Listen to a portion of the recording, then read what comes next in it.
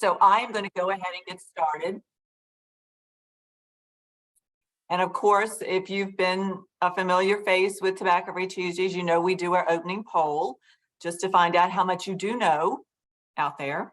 So Sarah's going to put it up. What percent of this year's Oscar-nominated films contain tobacco depictions? Is it 10%, 50%, 70%, or 90%?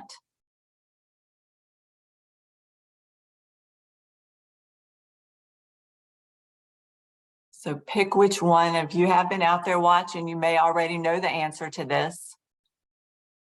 But what percent of this year's Oscar-nominated films?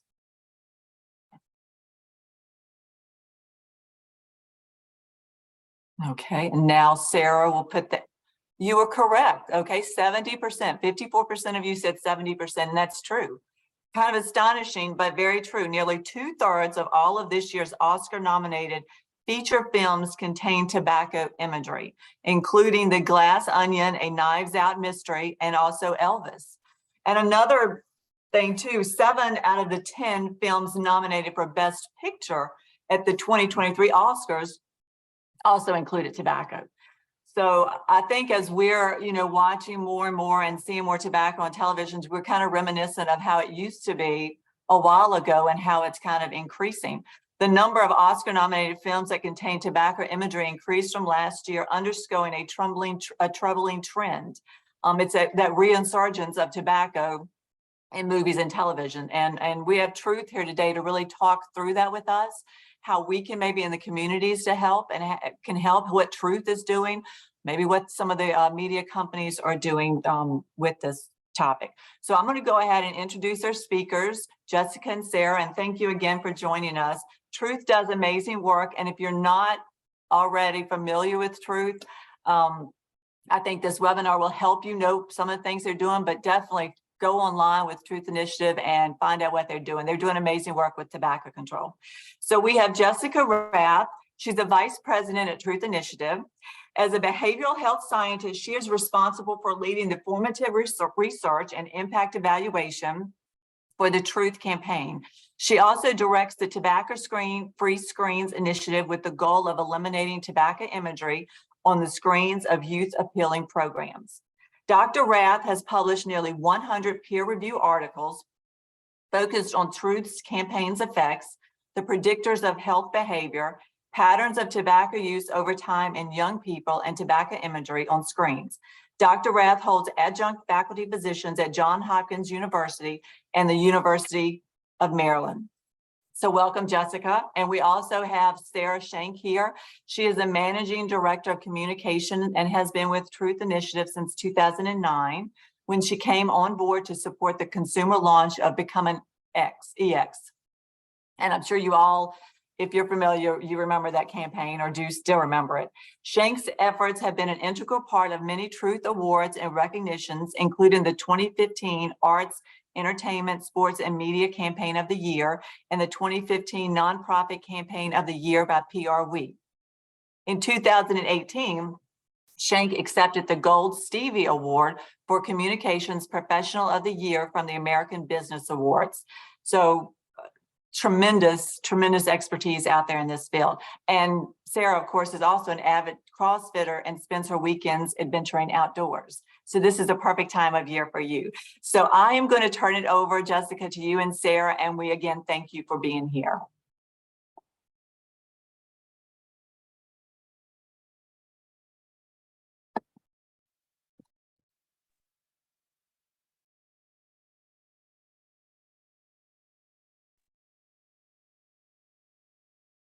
Good morning, everybody. Can you hear me? If someone could say yes, I cannot see you anymore now that I've shared my screen. Yes, I can see you and the screen and hear you. Perfect. Perfect. Well, thank you all so much for the opportunity. Sarah and I are delighted to be here today to talk to you about our While You Were Streaming 2021 results. It's a great audience to have. I know you all are really engaged, and I've already seen a few questions in the chat. And so just thank you for the opportunity. I just wanted to start today by talking about kind of the breadth and depth of this project. This is a huge project. It's something that Truth is really passionate about. That passion comes from the top down at Truth. Our CEO is really on board with this work. And we have some really close partners in this work that we do. We have a partner of Breathe California in Sacramento.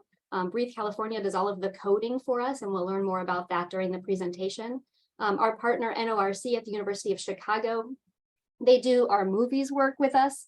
And so you'll learn more about that as well. And then at UCSF, they host the website, and that website is where all of the data appears, which is public facing for our movies. So I think it was already mentioned that our goal for this work is really no tobacco imagery on screens of youth appealing programs. It's a huge goal. And I think that the youth appealing programs is the really important piece here, because we know that there's tobacco imagery on a lot of shows. And some of the pushback we sometimes get is, well, that's okay because it's rated R, or that's okay because it's rated MA for adults. But what we know is that a lot of that work is also youth appealing. And we know that because we do surveys to prove that to ourselves. What are youth watching is sometimes different than what are youth supposed to be watching. So our mission, for those of you less familiar with Truth, our mission is really to achieve a culture where young people reject smoking, vaping, and nicotine. Our vision is a future where tobacco and nicotine addiction are a thing of the past. So how do we do this? Well, we do this really through 4 main program areas. The first is public education. Another one is research and policy. Another one is community and youth engagement. And another one is our innovations work. You're probably the most familiar with our public education. That's really our campaign. And so that work is the longest running and most successful national tobacco prevention campaign out there. It delivers the facts about tobacco and nicotine use and the marketing tactics of the industry so young people can really make their own informed decisions. So that's what we've always been kind of about, right? Is to give the truth and let people make their own decisions. But some of these other areas that we work in are also really important. We have a curriculum out there called Vaping Know the Truth that really is coming out of our community and youth engagement team. Some of that activism work is coming from that team. They're about to have a moment of truth, a moment of action is coming up, I really feel like in a few days. Sarah will know the date. Tomorrow, what's happening tomorrow? Tomorrow, yay, okay. And then our This Is Quitting work really comes out of our innovations team. And for those of you not familiar, and at some point, Sarah maybe could drop the link into the chat, because if you ever need a resource to help youth and young adults quit vaping, this is a great resource. It's a text to quit program, and it's fully anonymous. So why does this matter? Why are we still here talking about imagery on screens? Well, there's been a large body of research that has supported the association between exposure to tobacco content in movies and youth smoking. We know that movies sell cigarettes. The latest report from the CDC estimated in 2014 that movies recruited 6.4 million new underage smokers in the United States. And I feel like someone in the chat I had just seen before I shared my screen was mentioning something about somebody starting because of seeing this on screens. We know this to be true. These studies have found that those exposed to tobacco in movies were twice as likely to start smoking. But let's bring this to present day, right? Now the landscape has changed. The media landscape has changed. It's no longer just movies, but we've got all kinds of screens, and including streaming. And the tobacco landscape has changed, right? We've gone from smoking to vaping. So some work that came out of our group at Truth proved this out for the change in the landscape, the tobacco landscape, and the change in the media landscape. So what we found is that in streaming programs, exposure to tobacco use, so youth and young adults were 3 times more likely to start vaping when exposed to tobacco imagery in streaming shows. This was huge because a lot of the pushback we got was like, well, smoking in movies doesn't matter. Smoking on screens doesn't matter because kids aren't smoking, they're vaping. Well, we know that just this kind of seeing smoking is encouraging vaping. That is kind of the nicotine of choice. This is our 5th consecutive report, and I think that's why I kind of started off by saying, why are we still talking about this? Why is this still a problem? We called this report Tobacco's Starring Role. That's exactly where we are. As the report states, Big Tobacco maintained its starring role in popular on-screen entertainment this year. Well, how do we know that? It all starts with the coding of the work that we do, right? The coding of the movies, the coding of the music videos, the coding of the shows. That's how it all starts. And we do that with a consistent method. It is called thumbs up, thumbs down, and it's a validated methodology. What makes it really unique is that it's not just coding a sample of the shows or a sample of the movies. It is coding every episode of every show. It is coding full movies. It is coding full music videos. What are we coding for? We're coding for the amount of tobacco depicted, who uses the tobacco, where is it used, how is it perceived, and the products that we're coding for include all tobacco, mostly cigarettes, cigars, pipe tobacco, marijuana, and e-cigarettes. So that's really what we're looking for in the coding. This is the work that Breathe California does in collaboration with Truth. We tell them what to code, they do all of the coding, and that's how we can come up with the numbers that we report for the results. The only difference is in our music videos. We have an unclear category for the music videos because they are so fast moving that sometimes you can tell someone's holding something, but you can't tell exactly what it is. Maybe it is a pipe, maybe it's a cigar, maybe it's a cigarette. Sometimes it's really hard to tell because those music videos move so fast. So now that we know how we do the coding, how do we know what to code? So I want to run through how we understand what to code. This all starts with what we think of as a platform survey. So in order to know what to code, it would be really, really nice if Netflix would just tell us what the youth are watching on Netflix. Of course, that's proprietary, and they're certainly not going to give that information to us. So we have to find out for ourselves. So we start by, okay, well, what platforms are youth and young adults watching? This is 15 to 24-year-olds. What platforms are they watching so that we can then go to the shows on those platforms? So we put a platform survey into our continuous tracker. Our continuous tracker, we're always actually in the field. This is part of how we evaluate the Truth campaign. This is the impact evaluation for the Truth campaign, where we're in the field with 300 people per week, 300 youth and young adults per week. And we can actually follow along. Once we launch a campaign, we can follow along in real time with attitudes, beliefs, and behaviors. But another useful piece of the continuous tracker is that we can add and take out questions. So one of the questions around this time of year that we add is, what are the platforms that youth and young adults are watching? And we found these top 5 platforms did not change at all from last year. They are still Netflix, Hulu, Disney+, Amazon Prime, and HBO.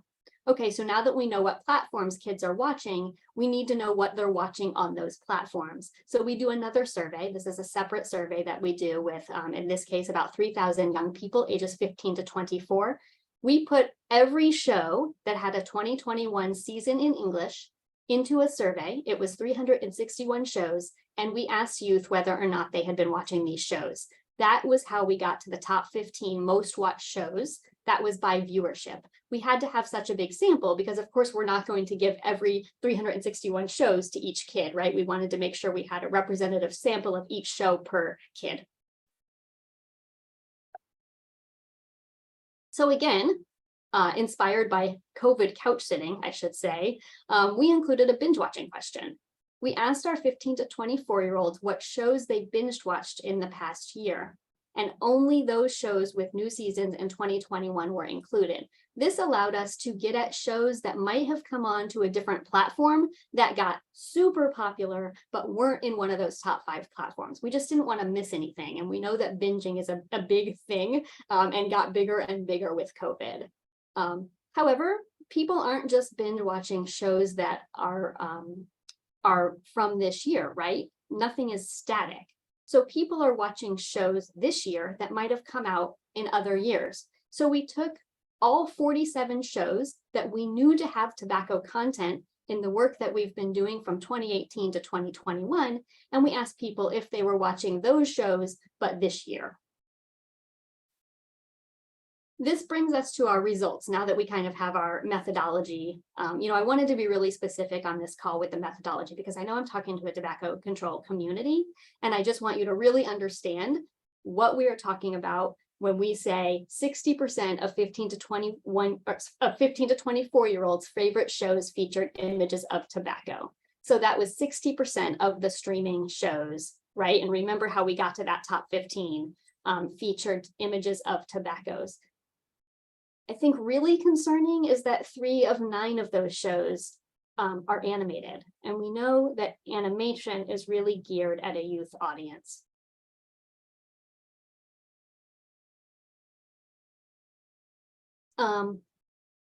Let's talk a little bit about this binge-worthy question that we asked. So we found that 52% of the top binge-watch shows among youth included tobacco depictions, and you can see on the right what those shows were. This included The Simpsons, Shameless, American Horror Story, Big Mouth. So while some of these shows appeared in our top 15, this binge-watching question really allowed us to get at other shows that might have appeared on other platforms and therefore didn't make our top 15, yet shouldn't be missed. So we know that TV is no longer static, right? If you miss it, you don't miss it at all. You can go find it. So the shows containing tobacco live on. People are watching them more and more. And this year we found that more than half, so about 64% of our 15 to 24-year-olds who were surveyed report that they binged watched Stranger Things in 2021. This was a top offending show in 2019, but did not actually have a 2021 version, right? A 2021 episode, season. And so people were watching old seasons of Stranger Things. And, we know that the 2019 season had 721 tobacco incidents. So young people were binge watching previous seasons of other high offending shows like Family Guy, like On My Block, like Euphoria. Even though they didn't have 2021 seasons, they were being watched in 2021.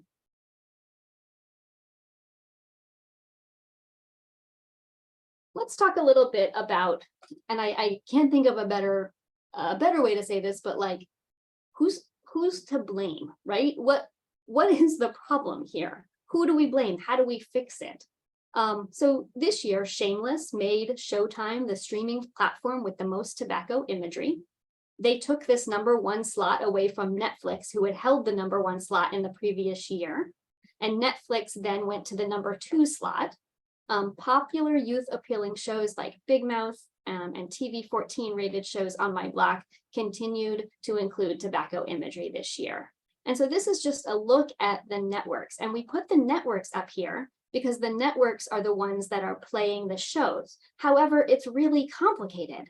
It's really complicated because you can now have a show on a network, right, like here, but then you can also find it on all of these other places. So something like Shameless maybe is on Showtime, but you could also watch it on other networks. I think it was like 8 other networks or something like that. And so it makes it really complicated when we think about who to blame. And it makes us really think about the content creators versus the networks, because the networks are trying to get the most popular media they can, right? They are all competing for our monthly payments, and they want to get the most popular shows they can. If we cut the smoking out at the level of the content creators, then it wouldn't matter because they wouldn't be forced to take shows that have smoking in them just because they know that they're going to be popular shows. And so that's just some of the thinking that we have at Truth as we move forward with this huge issue. We're going to move on to movies. Like I said, the streaming report this year included 3 things. It included streaming programs, it included movies, and it included music videos. So we already talked about how we code the movies, but how do we know which movies to code? Well, you can't really differentiate anymore between watching movies in theaters and new releases. They're streaming, they're in theaters, they're in the same place at the same time. COVID has really changed how we watch movies. And so Breathe California develops a top 10 movies list using the Box Office Mojo's domestic release calendar, and they code every top 10 every week. And so this year that was 112 movies that were coded. So of that, we highlight these findings in our report, and these findings really come from NORC. 47% of the top movies included tobacco depictions. This exposes an estimated 25 million youth and young adults to tobacco imagery.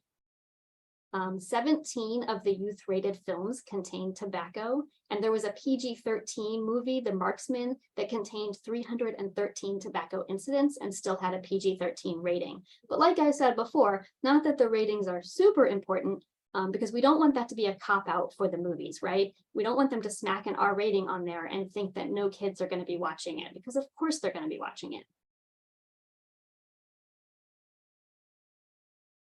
So we took this a step further in collaboration with our communications team. So not only did we code all of those 112 movies, but then we also coded any movies that weren't in our top 10 list. So any movies that we hadn't already coded that received an Oscar nomination. So this work has to happen really fast. It has to happen between the time that the nominations come out and the time of the Oscars, which is not that long to do all of the coding. But we found that 70% of the best feature films contain tobacco imagery. 64% feature films contain tobacco imagery out of the total number of feature films that we coded, which was 39. 6 of them were rated PG-13, and 1 of them was rated PG, which was Mrs. Harris Goes to Paris.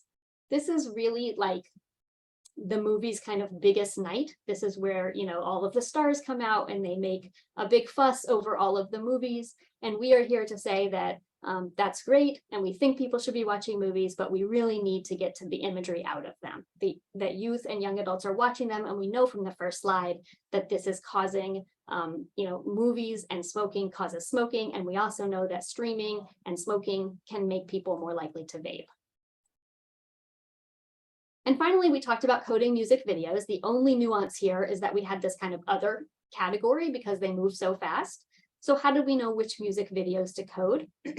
We looked at the top songs by the Billboard Weekly charts, and then we identified all of those top songs that had a YouTube video, like an actual music video on YouTube. So out of the 319 songs, 243 music videos were included in the analysis. Well, what did we find? So here we found about 13% of the music videos had tobacco depictions, 290 tobacco depictions in all. And this garnered, these music videos garnered more than 2 billion views on YouTube. This is huge exposure and viewership. We can't on YouTube determine 15 to 24-year-old viewership, but we know there are a lot of 15 to 24-year-olds watching music videos of the 2 billion views. The videos with the most tobacco depictions are listed here. And so we really think about, you know, these screens being both big and small. It used to be that a screen was movies, and then a screen, you know, okay, well, a screen is movies, but it's also streaming. Well, it's also music videos, and it's also a lot of other things. YouTube is its own screen at this point. Going to turn it over to Sarah to talk a little bit about our press coverage for this work. Okay, thanks, Jess. So as Jess mentioned at the top of the call, I will say that this is a very collaborative effort across many teams in the organization. But once we have all the data in the report, we do our best to try to find a moment in time where we can make others pay attention. So there's always questions around who are, you know, are we trying to work with the studios, and are we trying to work with individuals? And yes to all of the above, but the only way to do that is to get in front of those people. So this year we actually quickly used that Oscars data that Jess and the team were able to pull together, and we locked a really strong opinion piece in Variety. Variety is known to be really well received by especially industry folk in the entertainment world. And we landed that right the weekend of the Oscars. And it ended up getting syndicated. I joke, but there's the Apple News image on here. My mom was looking at her iPad and she said, I think this is the story you guys were working on. And it sure was. And it got syndicated across all of Apple News iPads that same weekend. And then what we did is we start to connect the dots between that work that we do and the broader issue of youth use of vaping and nicotine and e-cigarettes. And so we connected the dot through a big, powerful story in Mashable, which also speaks to our Truth campaign and our This Is Quitting work. And then also some syndicated stories got pushed out across a lot of local newspapers nationwide. So we got some really strong press coverage and momentum. And I will just say op-eds are terribly hard to place, but they are incredibly effective, particularly in you know, smaller communities or groups. So if you are in a community where you have a local newspaper, that's a great and effective way for you to really make an impact on a big issue in your local area. Jess, you want to hit, there we go. And then another way, I just dropped a note into our webinar chat, but a way to further amplify that is with individuals just like yourselves and many of our partners across the country. We developed a social media toolkit, and there are ready-made graphics and social copy in there, which you can just pull out and use, send to your social team. And within a few days of posting that, again, right around the timing of the Oscars, we saw lots of use of that toolkit, particularly among people who are part of our Tobacco Free Screens Coalition, which Jessica leads, and it includes people from across the country. And then also, like I mentioned, an op-ed, we had a coalition partner actually author an op-ed in their local community, which got picked up on HudsonValley360.com, and then got a bit of syndication itself. And then, whenever news media are posting about these stories, we continue to amplify that across the Truth Initiative channels. Our partners amplify that. That gets more reach for the publication, but again, also brings more attention to this issue overall, and hopefully will eventually drive some change.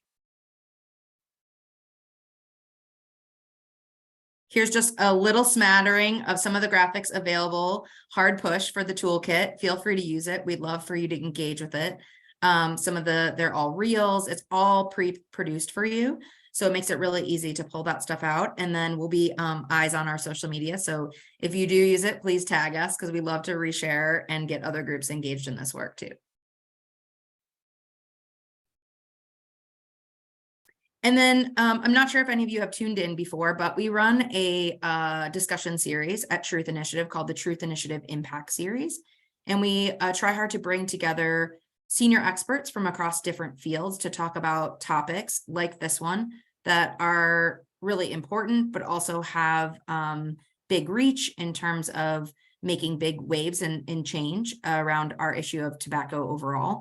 So we recently hosted a Truth Initiative Impact Series on tobacco-free screens, and it aired on April 4th as a premiere on YouTube, but you can still go and watch it. I'll drop the, when I'm finished, I'll drop the link in the chat as well. It was moderated by USA Today reporter Hannah Yesheroff. She is the entertainment reporter at USA Today, and she helped us break our 4th annual edition of this report last year. We've kind of had a long-standing partnership with USA Today over the past several years as well on coverage of this issue. So she was happy to step in, and we had a great group of panelists, including Michael Tynan from the CDC, Jessica Rath, who you heard from already today, Jennifer McClory Hamilton, who is out of the AG's office in California, Sherry Emery from our partners at NORC, and Jorge Alde, which is, he works for a group called Stop with Vital Strategies. And they actually did their own really great complimentary report on Netflix and F1, which I'll also drop that information in the chat. So you can learn a bit more about that. That report goes a lot into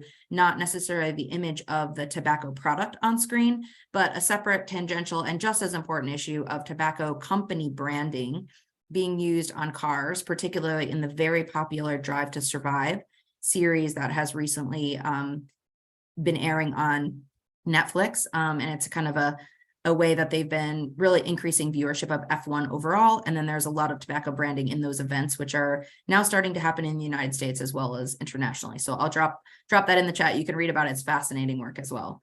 We've already had really great viewership of those panels, which continue to live on, which is amazing. So please go check it out. I'll throw it in the chat. And then our call to action, as Jessica was mentioning, we really do try to work directly with Netflix, Warner Brothers, any of the content, the networks, or as we would say now, or channels, but also with the content creators. As just mentioned, since COVID and the changing landscape of media overall, we are really navigating a new world of individuals who are creating the content, which is going live. And additionally, just as important for the creators and the show producers is the actors and the individuals who are in these shows, because unbeknownst to many of them, they are unpaid spokespersons for the industry when they're using those products on screen. We had a campaign that we ran many years ago for the Truth campaign that was related to unpaid tobacco spokespeople. And unfortunately, many of these individuals who are acting in these shows are acting as such as well without even realizing that that's what's happening. So really, our aim is to educate kind of across the board, because we do believe that if people in this industry really realize the impact that they were having on young viewers, then they most likely would change their practices. There are several examples of shows that have come out that did not include tobacco in their season, and guess what? They're still just as popular among young people. I will give one great shout out example is the MTV show, The Challenge, which is like a reality type TV show through Paramount. They reached out because one of their challenge participants on the show spoke very candidly about her own experience with vaping and Evalai. And as part of the show, when they document her experience, they asked if they could highlight a resource free for their viewership. And so they use This Is Quitting, which is our free and anonymous quit vaping program for young people. Young people just have to text in the keyword ditch vape to the number 88709 for help, 24/7 assistance. And it was really great. They put that on the lower part of the screen throughout that clip. And it gives young people a way to, if they are watching and feeling connected with what's happening with that character, that person in the show, they're able to text in and get help themselves. It was totally paid, or totally organic and earned, not paid. And we hope that they'll continue to do that in their shows going forward. I will also say that the participant who quit, we're working to work with her as well, and she's very eager to share resources. We were able to connect the dots, and she's really eager to kind of speak to this now on her own platforms and give other people the help they need to quit, because she's been through it herself. And I think that the next slide is our video. So every year in conjunction with this report, we also produce a sizzle video. I will just say, this is for adult audiences. There's a lot of smoking in it. And so we don't want to continue normalizing that in youth culture. So I will say it is very impactful for to play for other individuals who you really need to help them understand why this issue is so important and how prevalent this is in the entertainment media that we consume. So I will just ask, we'll put the link to this video in the chat, but please don't share it with your youth groups or younger communities, but you are more than welcome to use it in presentations like this, where you're speaking to other adults about raising awareness and getting them involved in this aspect of our work. Enjoy it.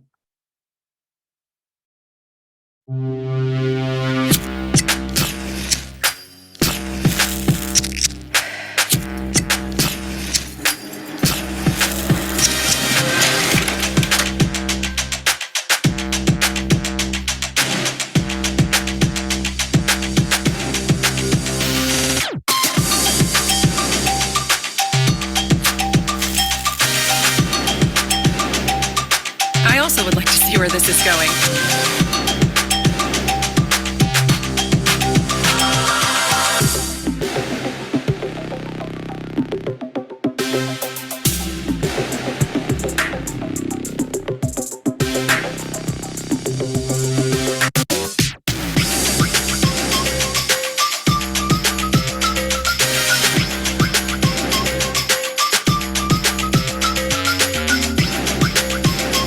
You smoke those cigarettes, you're gonna throw up like a little.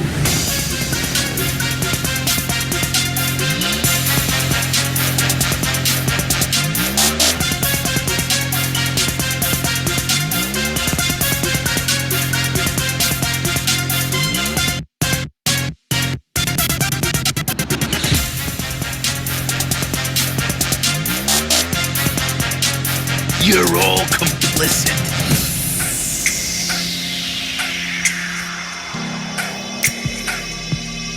No.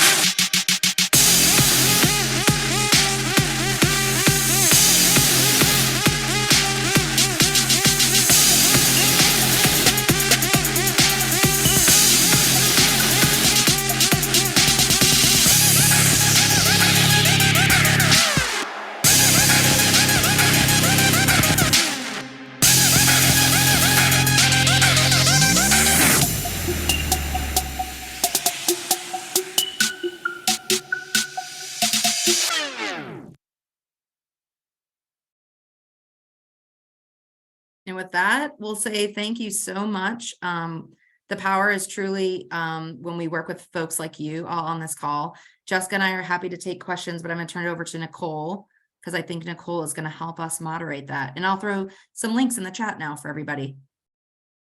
Hi, thank you, Jessica and Sarah, for that great presentation. That video, I'm just like, wow, just to see everything like back to back, because I notice, in Netflix and especially during COVID, the binge watching, that happened a lot.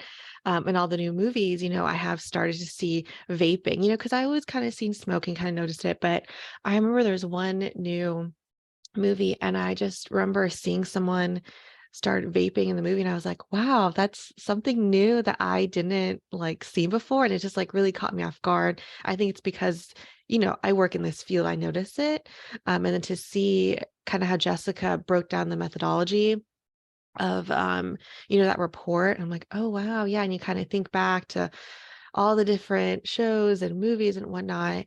It's just very interesting to kind of see, everything compiled, just in your presentation. So, and I love all the links you put in, Sarah, in the chat, so people can definitely look back. And, we'll also provide the PDF so people can kind of reference all the information as well. So to go back to the Q&A, you guys talked about working with the creators and the networks, are any of them getting paid or getting some kind of, I guess, sponsorship or anything from these tobacco companies that you know of, or, I guess maybe working with them somehow and purposely including them in these TV shows, music videos, what have you? Have you heard of anything like that?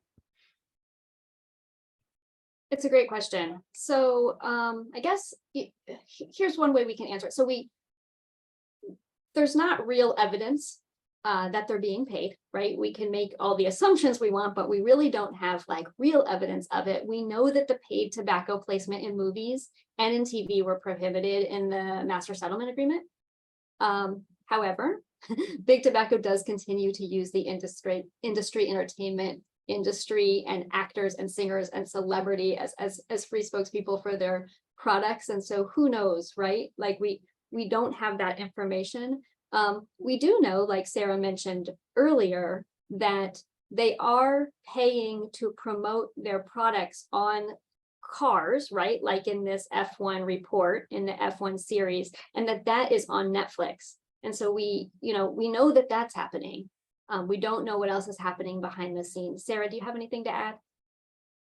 No, I mean, I'll just say the landscape has really changed, to build on what we've talked about, and that's in media overall. So it wouldn't be unusual also to see influencers and other people who are on the small screen, who young viewers are consuming at all times, using a product and reviewing it. And those influencers are supposed to disclose when they are getting paid by any sort of brand, whether that be a tobacco product or not. But we do have some research that does show that there is many instances where that is not being reported. We are calling that out to FTC and the FDA, both of who work to regulate influencers. But I would surmise that if it's happening in the influencer world, it's also probably happening in this new world of media. But as Jess said, we don't have any hard data to prove the direct connect across the different platforms.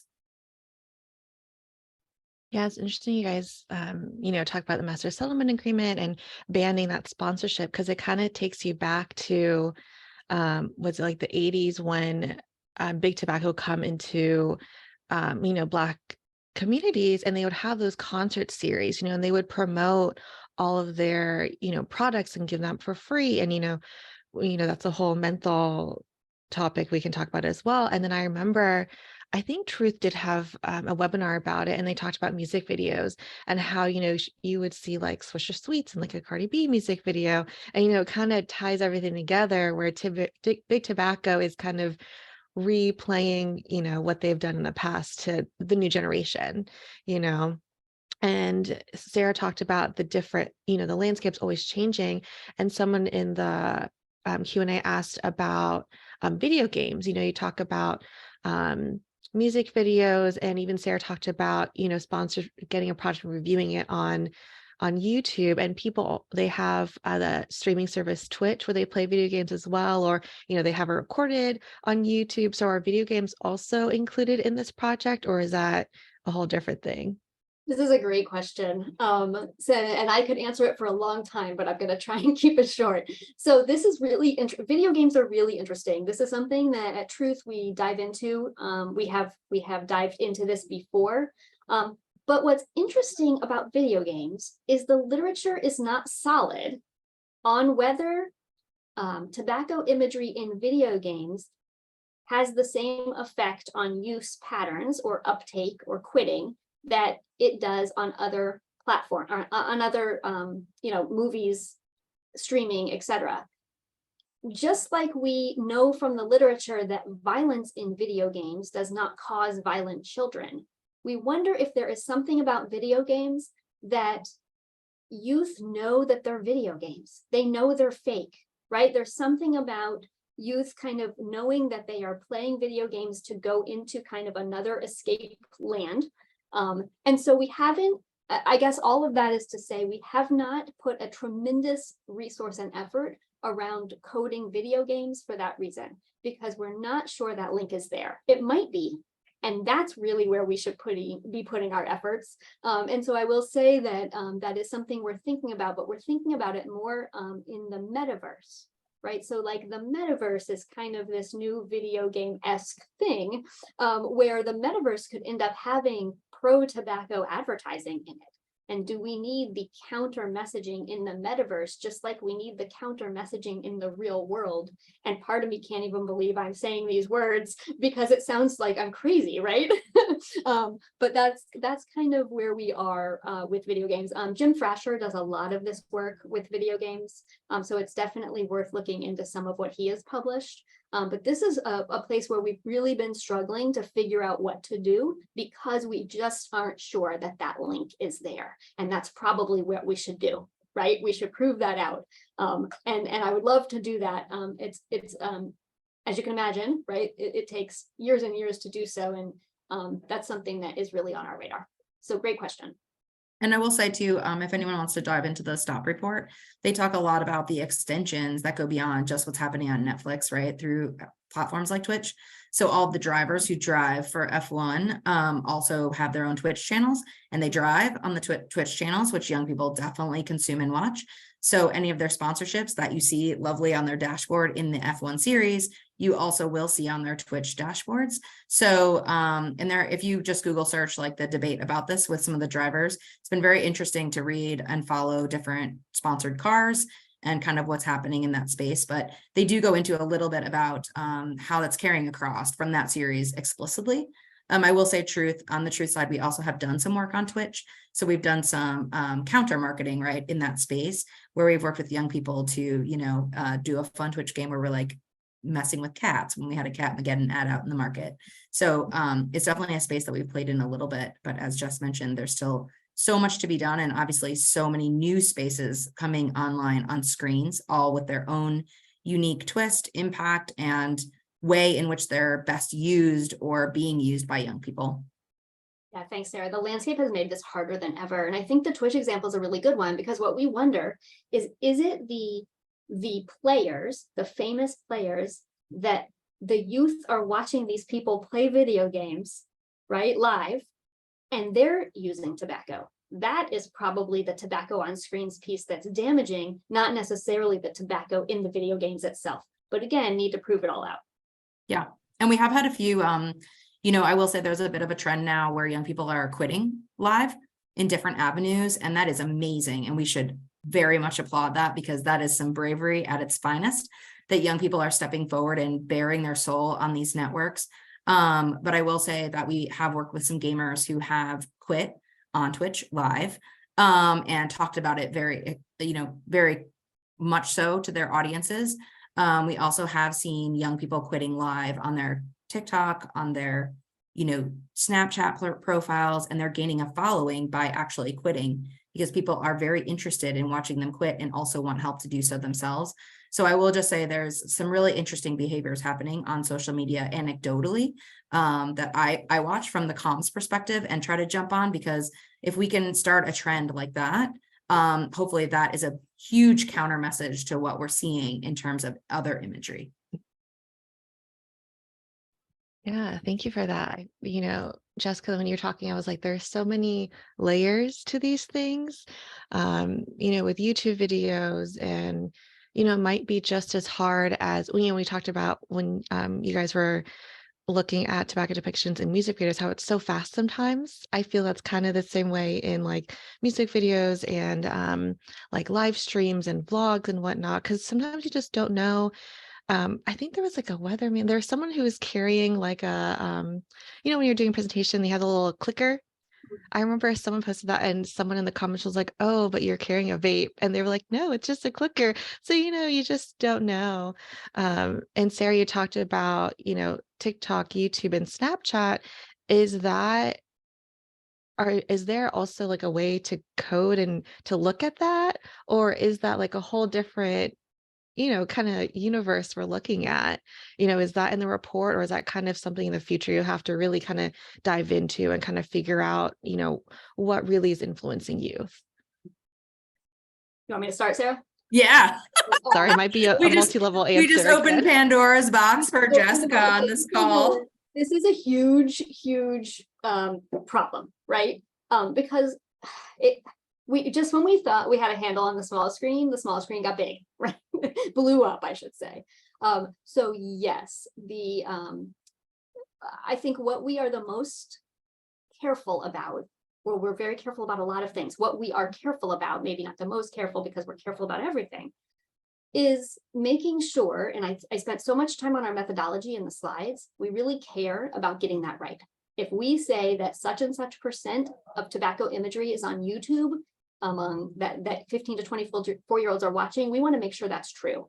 And so the methodology is the hardest part, and that's where we are right now. We are coming up right now as we speak with a pilot program to understand the best way to code YouTube content. YouTube, I mean, I went down the rabbit hole myself just trying to figure out how to do this, and I was like, this is an overwhelming, unbelievable problem, and I don't know where to start. And because it's not just what's on YouTube, it's what are 15 to 24-year-olds watching on YouTube. And YouTube, is changing every moment. So where we've landed, and please keep this in this lovely group of what I'm seeing as 47-ish people, we're really going to start to think about, it's the content creators that are adding this to their content. And so we are going to figure out who are the content creators we should be coding. And it's not going to be, like I said, our thumbs up, thumbs down methodology is really special, and it's a validated approach, and we can still use it for YouTube, but we are not going to be able to code every single piece of YouTube content. Absolutely, for sure. So we're going to have to do something where we sample probably from the content creators. And so that's how we're going to tackle YouTube. Other, Snapchat and TikTok and all of these things, absolutely on the radar, as is the metaverse. But again, one of the hardest parts is that we want to prove this out for a youth and young adult audience, because that's where we know the link is to actual use and behavior. For us to prove it out for an adult audience is less useful from the truth standpoint. And so this has been an ongoing struggle, but something we are absolutely wanting and willing and putting resources into to tackle. And I will say, just to build on what Jessica's saying too, on those other networks, each of those networks does have a policy for what is allowed on their platforms. And so I say that other groups out there, ourselves included, which we do, can also help enforce, right? Like when we're seeing content creators on those platforms very boldly promoting these products, which go against the terms and agreements of those networks, I think that's important to call out and flag that content for those networks, because it's important. There are FTC regulations. They should be saying that they're an ad, that they're collaborating with any sort of brand, right? But that we're not always seeing that happen. So I think it's very much in all the powers in all of our hands to continue to do that as we're on those networks and see that content. And then also just being mindful that we have to, in a very positive and encouraging way, encourage young people to do the same, but also to speak against that, right? Which is a very hard and scary thing to do. And that's why the Quit program we have is anonymous and free. And it comes with feedback from other young people who are going through that program, because the young people who are trying to quit vaping nicotine now are not the same as smokers. They are different and they are consuming content and information in their own way. And this program is very much designed for them. But I think it's also really brave. It's really brave for the ones that are standing up, because it's hard to tell everybody around you that you're addicted to something that you never really thought you were going to be addicted to. And so as, adults, I think it's important to encourage them and respect them and never like shame them or blame them for using these products, because these images that they've been berated with are very much a reason why they ended up using these products in the first place. Many of those young people did not know that they would be this addicted down the road. Yeah, I definitely agree with that, Sarah. I think it's interesting you talk about, youth sharing their story, because I was just thinking back to like different vlogs I've seen, like Instagram posts and anything on social media. And whenever I see someone kind of talking about quitting, I kind of go to the comments and kind of see, what is the reaction of their audience, and sometimes it's a mix, but a lot of time there's a lot of positive messaging of people supporting them or people sharing their story as well. Um, I remember when Cheer on Netflix came out, and I think it was like the health department in Texas, I think they worked with Gabby Butler, who was like, I think like a big Cheer person. She's also on the show, and she talked about vaping as well. And, kind of, talked against it and talked about getting help. And there are so many comments on that, and just knowing that one person has so much influence on other people's, and then also in like vlogs, when I've seen, the creator, using tobacco, and then their friends are like, you really should stop doing this. And, people in the comments talking about it too. So I think it's important to, kind of not just highlight the negative, but also highlight that positive and praise them, as Sarah was saying, because it is hard to share your truth, to share your story, and kind of admitting, something that you might be embarrassed about, or that you didn't think would happen to you, So it kind of, I think it also helps other people kind of relate to them, and also remind them that this, addiction is hard. They can get through it and they got help, so I can as well. So it's great that MTV reached out to you guys to say, how can we help? Because that's such a great platform to share that kind of information. That's right. And I think we can give positive kudos to any actor who's quitting, right? Like a lot of Yeah. celebrities are very public about it, or if they decide not to, Disney didn't include this time when they did Cruella, they didn't include smoking in that movie, which that's a really big win. That's a great thing. We should applaud that, because I think you have to, for sure, give people kudos for making the right choice, rather than only telling them when they do it wrong. I mean, definitely we still need to hold people accountable, but I think especially these young creators, like it's good to give them positive feedback as much as we can. Yeah, and these shows that go from tons of smoking to either none or little smoking, or like the movie that Sarah just mentioned, they don't see a drop in viewership. No one stops watching because of there's not smoking. That's not on anyone's radar. So Yeah, that's a great point. and To really point we've out. always said as an organization is, everyone says, oh, truth, hate it. We love smokers. We love vapors. We want them to live long, healthy lives. We want to help. And I dropped in the chat just if anyone's interested. I mean, for example, an example of young man that we're working with, his name is Eli, and he is quitting, using this as quitting. And one way we've also been able to do that is not just through the text communication that we have through that program, but we also pull young people into a private Discord chat, which Discord is a newer social media platform, but used for conversations. That way they can have really candid conversations with each other, as well as experts offline, so that they're not getting bogged down in the comment section by others. And we've seen really great success with that. Eli is the second person that we've worked with doing that. Another young woman's name is McCall Marabella. And we had tremendous success. Hundreds of young people joined a subgroup with her and had ongoing conversations, speaking their own truths about why this was so hard. And not only they're being inundated by these products among their friend groups, but they're also online being inundated by them. So, think of quitting when that thing is around you at every moment of the day, whenever you pick up your phone or talk to your friends, and then you're trying to quit that thing. It's very, very complicated and very difficult. Yeah, and when that thing is still normalized, and that thing is what everyone is doing, and the perceived use is even higher than the use, right? And so the messaging around smoking was very different, right? We were at a point where people were like, "That's gross. Who smokes?"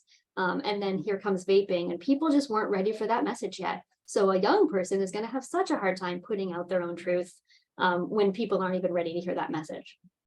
Definitely, definitely. Thank you guys for sharing that and, going over the whole new landscape of tobacco changing and how we have to keep up. And, I love seeing how, we have a text program, we have, the Discord. So it's so great to see that we're kind of keeping up with what's happening as well.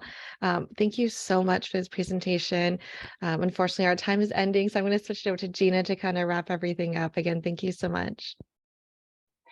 Fascinating presentation. Again, I echo Nicole's comments. Thank you so much. Truth really goes in depth with this, and this is great information for us to have at the community level to really build those champions around that. So I look forward to hearing, more information about those champions in the industry, right? You said Disney chose not to put tobacco in that movie, and I guess I hope in the future there are champions, whether they're creators or platforms or actors that can really stand up and say, this, I do not want to be a part of a movie that has tobacco advertising in it. So I think that would be a great success there. Quick question, is there a place that you find the tobacco up and down, thumbs up and down? Like if I wanted to say, okay, this movie does have tobacco or does not, where would I go? Yeah, Sarah, maybe you could post the Smoke Free Screens website. Yep, So I'll put that. post that with our partner UCSF. We have it up there for movies. We don't put it up there for all of the streaming. There's just so much. Right. Okay. But all of the movies data is up there. Perfect. That's wonderful. And again, thank you. Thanks for being with us today. Thank all of you who joined us for our April webinar, and I invite you to come back in May the 16th. We're going to have Danny Sages and Rachel Johnston with the Virginia Foundation for Healthy Youth share a little bit with us about their Share the Air campaign. And as we're getting into warmer months, we're hoping all of our outdoor facilities go tobacco free. And we're hoping to grow those numbers each week. And they're going to share their campaign with us so that we can start promoting it throughout Virginia and our local communities. So that's May 16th. Please join us again, 10 o'clock, and invite your colleagues and anyone else you think may be interested. Enjoy your week. Get outside in this beautiful weather, and we will see you back here in May. Thank you so much. Bye.